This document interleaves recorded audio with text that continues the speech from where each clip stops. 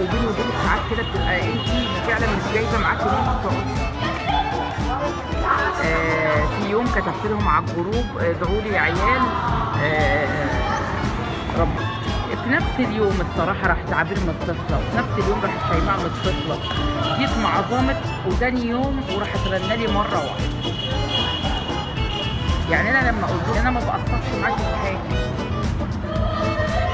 بس. وانا حتى شيماء بتقول لي هي مزوداها قوي برضه. ما احنا كلنا كل واحد فيه ربنا اللي عليه يعلم بيه في حياته. بالظبط. اه اه اه